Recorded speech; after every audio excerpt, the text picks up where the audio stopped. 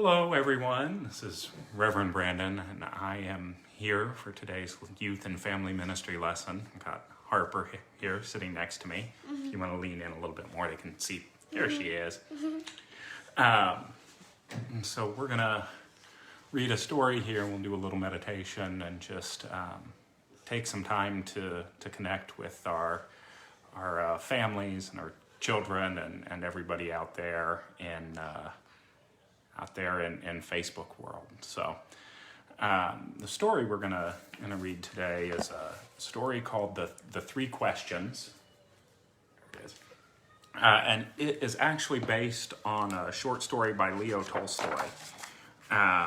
This book was written and illustrated by John Muth. But it's a story that I think really will help speak to what many of us are questioning, not just right now, but a lot of times in our lives. It's the journey of a young man who's trying to find the answer to three of his questions. And so I'm going to go ahead and jump in. I'm going to have you hop down, Harper, because it's going to be hard to read and show pictures and all of that. All right. Whoa, there we go. All right. So we'll start our story. This is the Three Questions. There once was a boy named Nikolai who sometimes felt uncertain about the right way to act. I want to be a good person, he told his friends, but I don't always know the best way to do that. Nikolai's friends understood, and they wanted to help him. If only I could find the answer to my three questions, Nikolai continued, then I would always know what to do.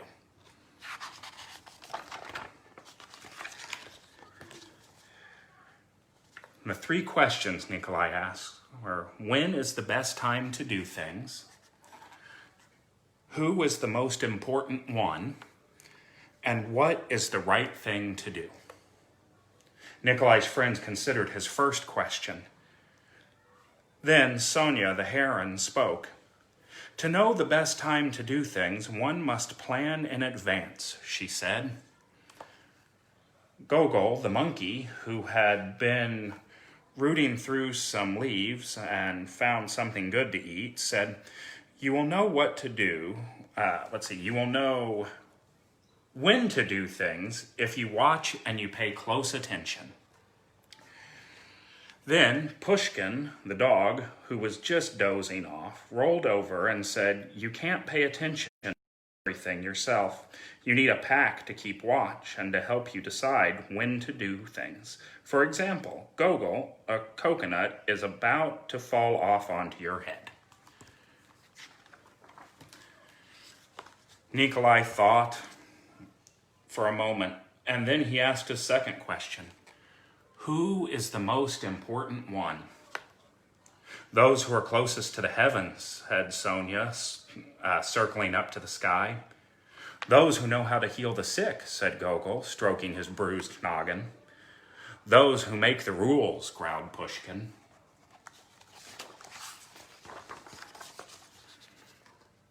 Nikolai thought some more. Then he asked the third question. What is the right thing to do? Flying, said Sonia. Having fun all the time, laughed Gogol. Fighting, barked Pushkin right away. Then the boy thought for a long while. He loved his friends. He knew they were all trying their best to help him answer his questions, but their answers didn't quite seem right. Then an idea came to him. I know, he thought. I will ask Leo the turtle. He has lived very long, and surely he will know the answers I've been looking for.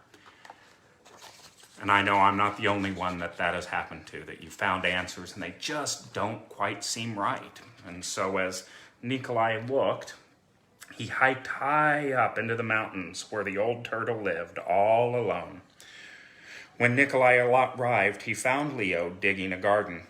The turtle was old, and digging was hard for him.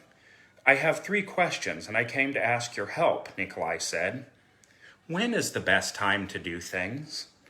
Who is the most important one? And what is the right thing to do? Leo listened carefully, but he only smiled. Then he went on with his digging. You must be tired, Nikolai said at last. Let me help you. The turtle gave him his shovel and thanked him. And because it was easier for a young boy to dig than it was for an old turtle, Nikolai kept on digging until the rows were finished. But just as he was finishing, the wind blew wildly, and rain burst from the darkened clouds. As they moved towards the cottage for his shelter, Nikolai suddenly heard a cry for help. Running down the path, he found a panda whose leg had been injured by a falling tree.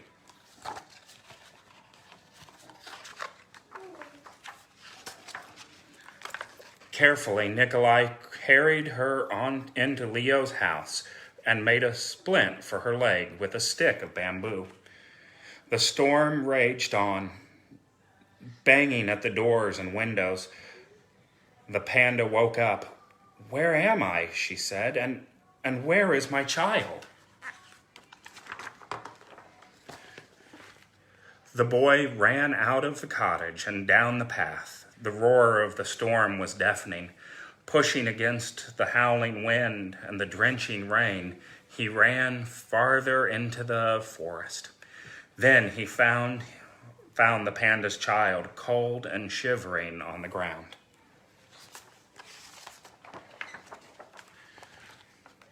The little panda was wet and scared, but alive.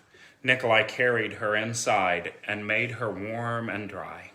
Then he laid her in her mother's arms. Leo smiled when he saw what the boy had done.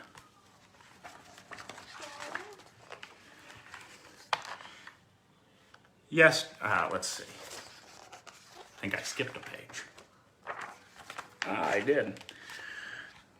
The next morning, the sun was warm, birds sang, and all was well with the world. The panda's leg was healing nicely, and she thanked Nikolai for saving her and her baby from the storm. At that moment, Sonia, Gogol, and Pushkin arrived to make sure that everyone was all right. Nikolai felt great peace within himself. He had wonderful friends, and he had saved the panda and her child. But he also felt disappointed. He still had not found the answers to his 3 questions, so he asked Leo one more time. The old turtle looked at the boy. But your questions have been answered, he said. They have? Asked the boy. Yes. Yesterday, if you had not stayed up to help me dig my garden, you wouldn't have heard the panda's cries for help in the storm. Therefore, the most important time was the time you spent digging the garden. The most important one at that moment was me, and the most important thing to do was to help me with my garden. Later, when you found the injured panda, and the most important time was the time you spent mending her leg and saving her child. The most important ones were the panda and her baby, and the most important thing to do was to take care of them and to make them safe. Remember that there is only one important time, and that time is now. The most important one is always the one you are with. And the most important thing to do is good for the one who is standing at your side. For these, my dear boy, are the answers to what is most important in this world.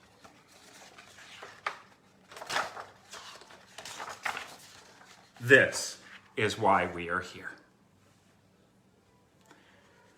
I have always loved that story, and I've always loved the truth of what it shares. And so if we can always live our lives like that, if we can live our lives remembering that the most important people are the people that we're with in that moment, the most important things to do are the things that bring them the most awareness of love and peace and calm. And the most important time is the time we're spending with them right now.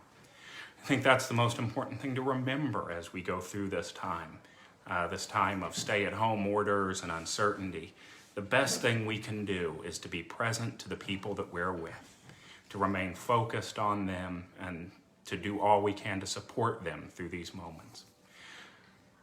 And so with that in mind, and with that as our intention, we're going to close this youth and family time just with a moment of meditation. And so whatever meditation looks like for you, whatever is comfortable for you, there is no right or wrong way to do this. Harper, are you going to climb back up here? Because it's the comfortable way. This is the comfortable way for you. Hayden, are you going to climb up here too for our meditation time? Hop on over here, sweetheart.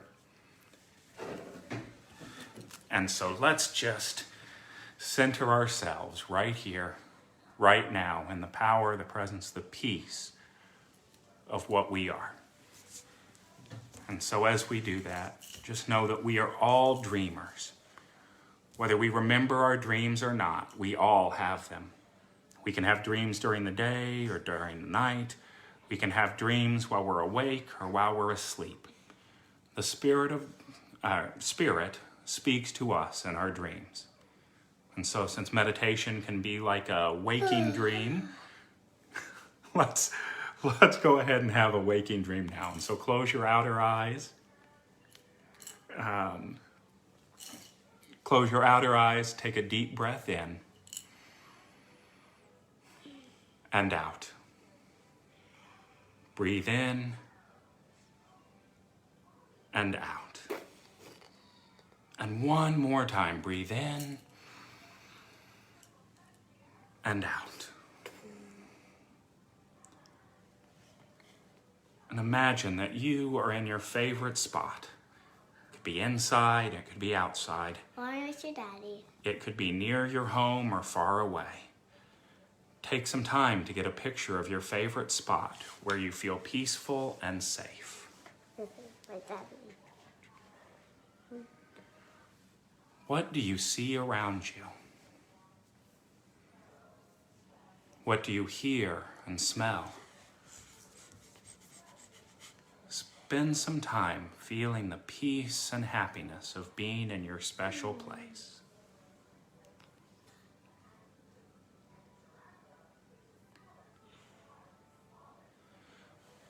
And now you hear someone coming. It's the person you expected. It's someone who loves you very, very much. And someone who you love very much. I hear my daddy. And that person has a present for you. It's a box wrapped in shiny gold paper and tied with a gold bow. See yourself receiving that present. You untie the bow and open the box. What's inside? It's a present just for you. It's your gift from God. Full of joy, you say thank you to your special friend. You feel the happiness and love grow warm in your heart. You pick up your treasure and hold it close to your heart and know that it is a gift that can never be taken away. Your friend whispers something in your ear. It's a message from Spirit. What is your friend saying? Your friend hugs you goodbye and walks away. You hold your gift, your dream, your symbol, and feel the love radiate from your heart and your warm body. Now think about what your friend whispered to you.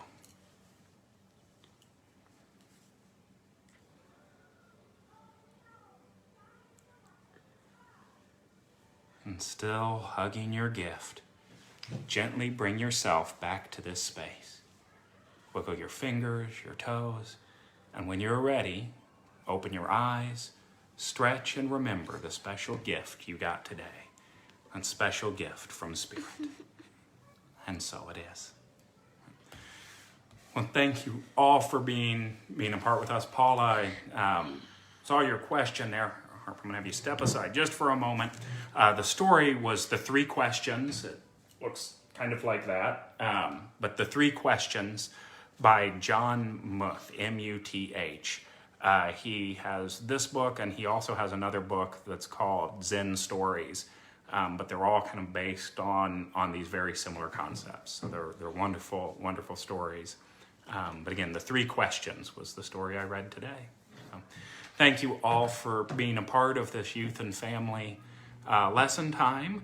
We'll be back on tomorrow. We'll have somebody sharing the daily word with you, and then we have meetings and connections all week. So we look forward to continuing to see you online since we are unable to see you in person at this point. So bless you all. I hope you have a wonderful day.